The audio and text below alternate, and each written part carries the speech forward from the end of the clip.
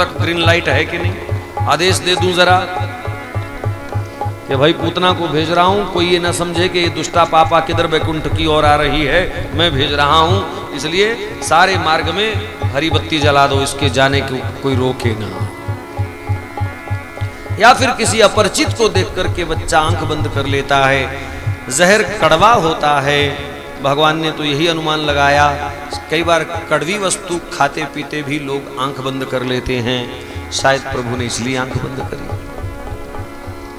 श्री हरिसूरी जी महाराज लिखते हैं, बड़े अच्छे विचारक हुए भागवत जी के, वो कहते हैं भगवान ने थोड़ी आंख बंद करी, नेत्र स्वयं बंद हो गए। नेत्रों ने सोचा ये प्रभु को कोई दूसरा काम ही नहीं मिलता, जिस पापी को भी देखते हैं गले से लगा लेते हैं, उसके गले से लग जाते हैं, कभी परहेज ही नहीं करते। अभी अगर भगवान ने पूतना को देख लिया तो आंखों के माध्यम से पूतना हृदय में चली जाएगी, और भगवान के हृदय में लाडले प्यारे भक्तों का वास है। ये पूतना वहां जाके खलबली मचाएगी। दोनों नेत्रों ने आपस में सलाह करी, दरवाजा बंद करो, भीतर नहीं जानी चाहिए पूतना। और भी अनेक कारण एक से एक बढ़िया महापुरुषों ने इस विषय में लिखा। तो प्रभु ने नेत्र बंद किए और पूतना का विषपान कर गए। दूसरे घूंट में प्रभु पूतना का दुग्ध पान कर गए, और तीसरे झटके में भगवान ने स्तन मार्ग से ही पूतना के प्राण खींच लिए। जब प्राण खिंचे तो पूतना चिल्लाई, असली स्वरूप प्रकट हो गया, कज्जल की पहाड़ी जैसी, लंबे लंबे काले केश उसके, घनघोर घटा, लंबे लंबे ठूंठ उसके दांत, जैसे आंधी से पेड़ गिर जाए और ठूंठ बच जाता है, ऐसे उसके दांत थे। मीटर मीटर के तो कम से कम नाखून होंगे उसके लंबे लंबे। कितने मीटर मीटर के, शहरों में जाके देखो 1.5 इंच 2-2 इंच आज भी मिल जाते हैं। तो पूतना तो विशेष तैयार रहती थी, हर समय नाखूनों को सजा सजा करके रखती थी। ऐसी खतरनाक उसकी आकृति देखी यशोदा तो मूर्छित हो गई, अरे रोहिणी बहन धोखा, ये तो राक्षसी है। और लाला को लेकर के पूतना चिल्लाती हुई उड़ गई, मुंच मुंच मुंच, छोड़ दे छोड़ दे छोड़ दे। भगवान कहते हैं पूतना अभी पकड़ना सीखा है, छोड़ना नहीं सीखा मैंने। बड़ी झटपटाई, लेकिन भगवान ने छोड़ा नहीं, उड़ गई आकाश में।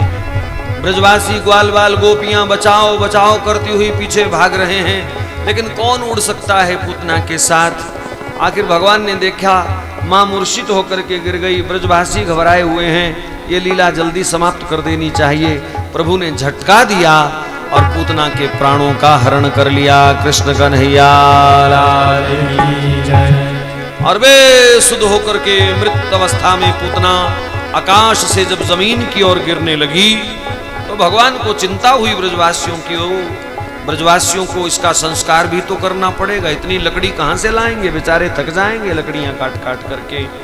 पूतना को प्रभु ने पछाड़ करके कंस के बगीचे पर गिराया और सैकड़ों पेड़ अपने नीचे लेकर के पूतना समाप्त हो गई। चिता का इंतजाम भी प्रभु ने कर दिया। बड़े दयालु हैं, भक्तों का तो बहुत ध्यान रखते हैं जी, इन्हें कष्ट नहीं होना चाहिए। ब्रजवासियों को चिंता थी, दौड़ करके सुनंदा बुआ भगवान की चढ़ गई पूतना की पहाड़ जैसी छाती पर। क्या देखा, पूतना की छाती पर भगवान बैठे हुए चढ़ के और थप थप थप थप उसकी छाती बजा रहे हैं, मानो जीत का जश्न मना रहे हो, नगाड़ा बजा रहे हो। उठाया लाला को, ला करके यशोदा की गोद में दिया। पुत्र की सुगंधी से ही माता की मूर्छा टूटी और लाला सुरक्षित है ऐसा देख करके बड़ी आनंदित हुई। लेकिन दौड़ी उठा करके लाला को कहाँ, गौ माता के चरणों में गौमूत्रेण स्नापित्वा पुनर्गौरज सार्भकम। लाला को गौमूत्र से स्नान कराया, फिर गौ माता के चरणों की रज से लाला का अभिषेक किया, स्नान कराया। गौ माता के चरणों की रज से तिलक किया, गाय माता की पूंछ लाला के सिर से घुमाई, रो रो करके प्रार्थना करती है, गौ माता ये तो आप ही की कृपा से हमको लाल मिला है, आप ही इसकी रक्षा करना गौ माता, मेरे लाल की रक्षा करना गौ माता तेरी जय हो। श्री सुखदेव जी कहते हैं भगवान की भी रक्षा जो करे उस शक्ति का नाम है गौ माता।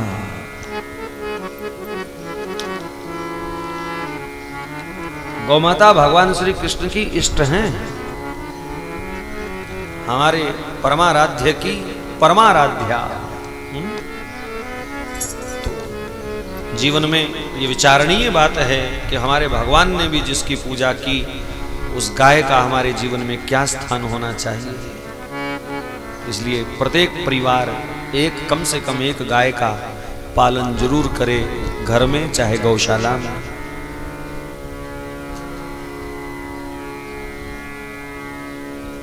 ब्रजवासी बड़े हैरान हैं, इतनी घोर राक्षसी कैसे मर गई।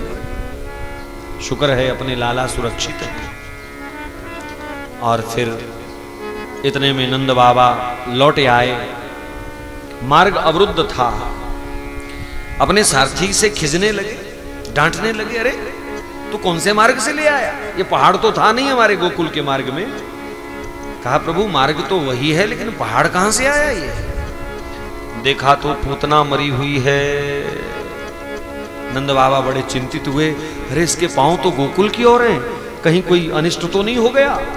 तुरंत तलवार से उसका शरीर काट करके मार्ग बनाया और गोकुल घर पहुंच करके सब वृतांत जब पता चला तो लाला को छाती से लगा करके नंद बाबा बहुत रोए।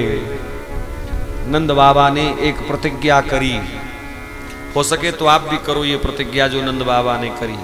कहा लाला आज के बाद तुम्हें छोड़ करके कहीं नहीं जाऊंगा, तुम्हें छोड़ करके कहीं नहीं जाऊंगा। जब भी घर से निकलो भगवान को संग लेकर के चलो। भगवान को संग लेने का मतलब भगवन नाम। कलयुग में नाम ही भगवान का साक्षात स्वरूप है। नाम और नामी में कोई अंतर नहीं होता।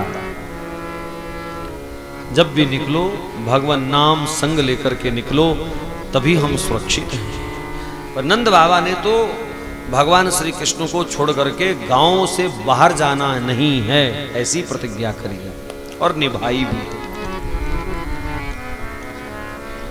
पूतना का अंतिम संस्कार ब्रजवासियों ने किया। उसके अंगों को छोटा छोटा काट करके अनेक चिताओं पर रखा गया और फिर पूतना के शरीर को आग लगाई गई। सुखदेव जी महाराज की वाणी गंभीर हो गई। गदगद वाणी से अश्रुपूरित नेत्रों से श्री सुखदेव जी ने गाया, कहा राजन पूतना के शरीर को जब आग लगी तो चंदन की दिव्य सुगंधी निकली उसके शरीर से। कहा गुरुजी मांस मदिरा का सेवन करने वाली, बच्चों के रक्त का सेवन करने वाली इस पूतना के शरीर में सुगंधी कैसे आई। सुखदेव जी कहते हैं राजन भगवान जिस वस्तु को भोग लगा लेते हैं वो सर्वथा शुद्ध हो जाती है और पूतना का तो दूध भगवान ने स्वयं पिया था। अहो बकीयं स्तनकालकूटं जिघ्रांसया पायदप्यसाध्वी लेभे गतिं धात्र्युचितां ततो अन्य कं वादयालुं शरणं ब्रजेम। अरे देखो देखो इस नटखट मुरली मनोहर घनश्याम को देखो, इसने मुक्ति कितनी सस्ती कर दी। जहर पिला करके जो मारने आई थी उसको भी वैकुंठ भेज दिया, अपनी मां को तो बाद में वैकुंठ दिया और पूतना को पहले वैकुंठ दे दिया। ऐसे दयालु भगवान को छोड़ करके सुखदेव जी कहते हैं मैं कहां जाऊं, कम बा दयालुम शरणम ब्रजेम। इनसे बढ़ करके दयालु कृपालु और कौन है मैं जिसकी शरण ग्रहण करूं। नहीं, अरे मन इन्हीं चरणों से लिपट जा, इन्हीं चरणों से लिपट जा। यही तेरा सर्वाधार है, यही तेरा जीवन है। इन चरणों से बढ़िया सुरक्षा कहीं नहीं है, इन चरणों से बढ़िया कृपा कहीं नहीं है। इन चरणों से लिपटना ही मोक्ष है, इन चरणों से लिपटना ही परम गति है, परम विश्राम है।